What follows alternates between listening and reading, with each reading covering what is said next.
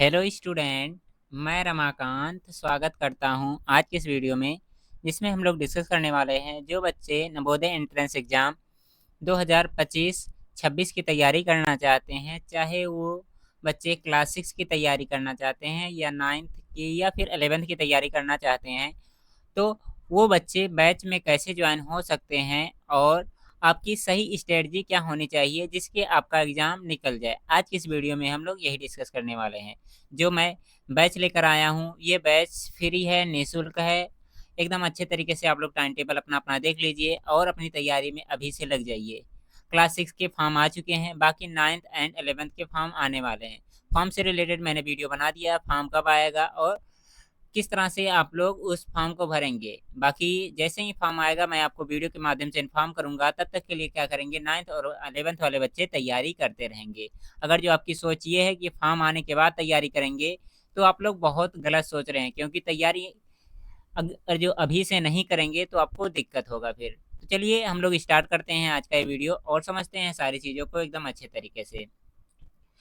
Strategy एकदम अच्छे तरीके से बनाइएगा जिस तरह से मैं बताऊँगा, तो आप लोग सेलेक्ट हो जाएँगे। मैं ऐसा क्यों बोल रहा हूँ, क्योंकि बहुत से बच्चे हमारे चैनल से तैयारी किए हैं और उनका सिलेक्शन बहुत अच्छे तरीके से हो चुका है। यहाँ पर देखिए ये श्रेष्ठा का रिज़ल्ट है, जिसमें रैंक आप लोग देख कर के एकदम अच्छे तरीके से समझ सकते हैं कि तैयारी आप लोग की किस तरह से कराई गई। ये बच्चे एकदम फ्री से तैयारी किए हमारे साथ जुड़ कर के और इन लोग का सिलेक्शन हो चुका है। बाकी अगर जो सीएचएस वाले बच्चों का रिज़ल्ट देखना चाहें, तो यहाँ देख सकते हैं बहुत से बच्चे श्रेष्ठ की तैयारी की है और सीएचएस की तैयारी की है। इनका भी रिजल्ट आप लोग यहाँ पर देख सकते हैं, ठीक है। बाकी कुछ बच्चों का वीडियो और फोटो आप लोग चैनल पर भी जाएंगे तो वहाँ पर भी देखने को मिलेगा। वहाँ से जाकर के एकदम अच्छे तरीके से उनका इंटरव्यू वीडियो भी आप लोग देखेंगे और उससे भी कुछ ना कुछ सीखेंगे, तो जा करके उसको जरूर से जरूर देखिएगा। इसके अलावा 9th और 11th के बाद में, ठीक है, आप लोग देखेंगे ये है नवोदय क्लास 11th का रिजल्ट, ठीक है। इसमें अभी जस्ट ही इनका रिजल्ट आया है, तो ये बच्चे अपना फ़ोटो शेयर किए हैं। बाकी और सब फ़ोटो आप लोग जाकर के चैनल पर देखेंगे, टेलीग्राम पर देखने को मिल जाएगा। तो इन बच्चों का भी बहुत अच्छा रिजल्ट रहा और इन लोग का selection Navodaya Vidyalaya class 11th के लिए हो चुका है। अगर जो आप भी तैयारी करना चाहते हैं, तो अभी से जुड़ करके तैयारी करेंगे तो आपको कोई दिक्कत नहीं आने वाली है, ठीक है। अब चलिए प्यारे बच्चों, हम लोग डिस्कस कर लेते हैं कि आपका टाइम टेबल किस तरह से हमारे द्वारा चलाया जाएगा क्लास उसको। तो जो बच्चे 9th और 11th की तैयारी करना चाहते हैं, अपना टाइम टेबल का स्क्रीनशॉट कर लेंगे। इसके बाद में मैं 6 का वाला टाइम टेबल दिखाने वाला हूँ। ये क्लासेज आपको फ्री में मिल रही है, यूट्यूब पर मिल रहे हैं, ठीक है। क्लासेज की बात की जाए तो हिंदी की क्लास 9th, ठीक है, क्लास 9th वाले बच्चे सबसे पहले देख लेंगे इनकी क्लास कितने 7 बजे चलती है। हिंदी की क्लास आपकी सोमवार और मंगलवार को चलती है, बुधवार और गुरुवार को मैथ की क्लास, और शुक्रवार और शनिवार को साइंस चलेगा या फिर एसएसटी चलेगा, ठीक है। इनमें से कोई एक चलेगा। तो इसको आप लोग क्या करिए, स्क्रीनशॉट कर लीजिए एकदम अच्छे तरीके से। बाकी 11th की बात की जाए तो 11th की क्लास 9 बजे चलती है। यहाँ पर देखेंगे साइंस की जो क्लास होती है ये मंडे ट्यूसडे यानी कि सोमवार और मंगलवार को चलती है। मैथ या मेंटल एबिलिटी की क्लास आप लोग की बुधवार और गुरुवार की चलती है, ठीक है। इसी प्रकार एसएसटी की क्लास आपको शुक्रवार और शनिवार को देखने को मिलते हैं। सारे क्लासेस फ्री हैं, यूट्यूब पर हैं, तो आप लोग एकदम अच्छे तरीके से ज्वाइन होकर के तैयारी कर सकते हैं। जो बच्चे हमारे टेलीग्राम चैनल से नहीं ज्वाइन किए हैं, ज्वाइन कर लेंगे, क्योंकि अगर जो बैच में ज्वाइन होना है तो आपको टेलीग्राम चैनल ज्वाइन ही करना पड़ेगा।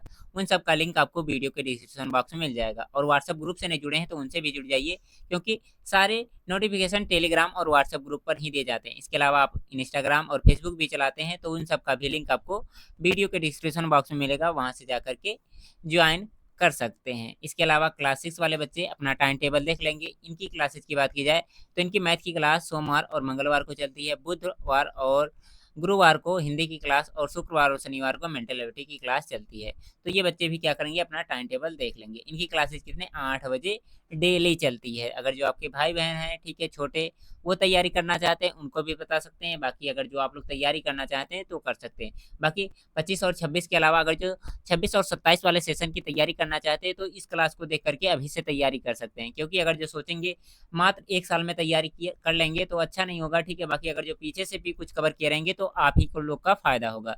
तो आपके छोटे भाई-बहन अगर जो वो तैयारी करना चाहते हैं अगले साल के लिए, तो अभी से वो बैच थोड़ा बहुत देख सकते हैं इन क्लासेज को, ठीक है। बाकी अब चलिए हम लोग जान लेते हैं स्ट्रैटेजी क्या होनी चाहिए, कैसे-कैसे आप लोग पढ़ाई करेंगे। तो देखिए, मैं मैथ का एक स्टूडेंट रहा हूँ और मैं मैथ पढ़ाता भी हूँ। तो मैथ का स्ट्रेटजी सबसे पहले हम लोग जान लेते हैं, मैथ आप लोग पढ़ेंगे कैसे। 6 वाले बच्चे हों या फिर 9th वाले बच्चे हों या फिर 11th वाले बच्चे हों। देखिए, मैथ के लिए आप लोग को ज़्यादा मेहनत करने की ज़रूरत होती नहीं है, ठीक है? बस आप लोग को कुछ फ़ॉर्मूले याद होने चाहिए, कुछ कॉन्सेप्ट, उसके बाद में मैथ में जितने प्रैक्टिस करेंगे उतने ज़्यादा क्वेश्चन को आराम से आप लोग सॉल्व कर पाएँगे।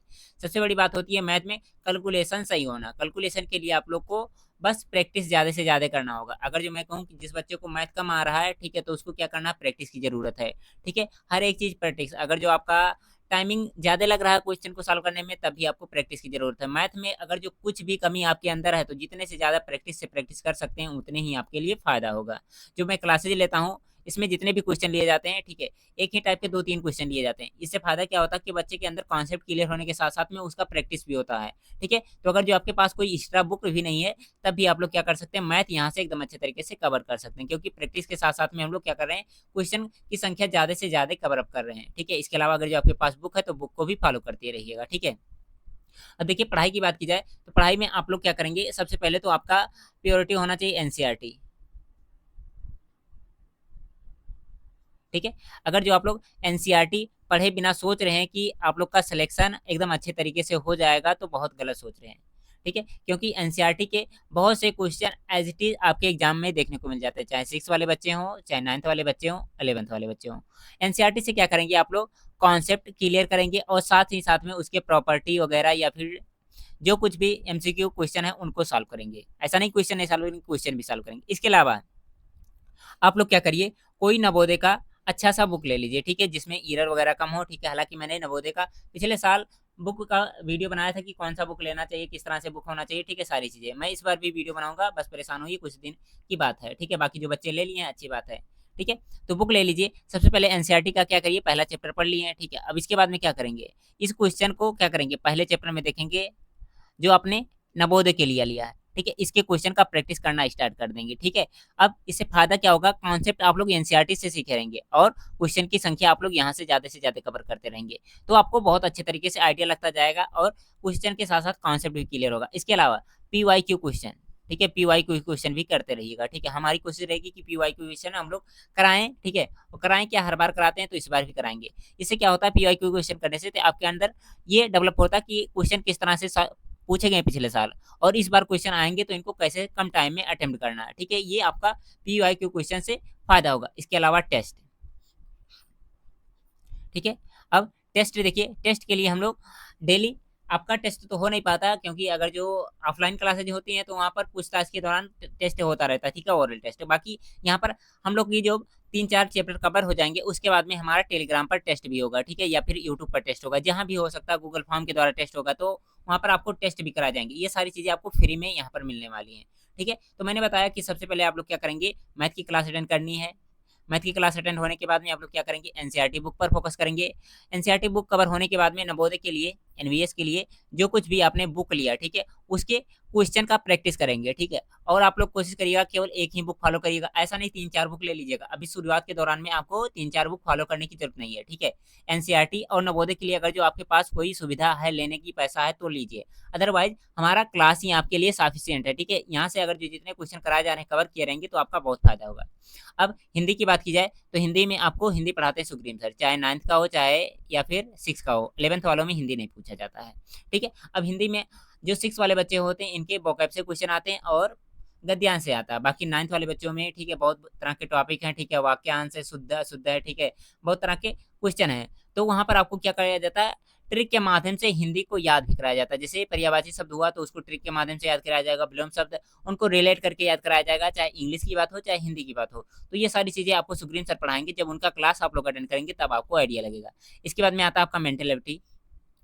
मेंटल एबिलिटी मैं आपको पढ़ाता हूँ, चाहे 9th में तो है नहीं मेंटल एबिलिटी 6 और क्या 6 में है और 11th वाले बच्चों में। तो मेंटल एबिलिटी क्लास 6 की क्लासेस चलाई जा रही हैं, वहाँ पर जाकर के देखिए तो आपको आइडिया लग जाएगा कि किस तरह से मैं पढ़ा रहा हूँ।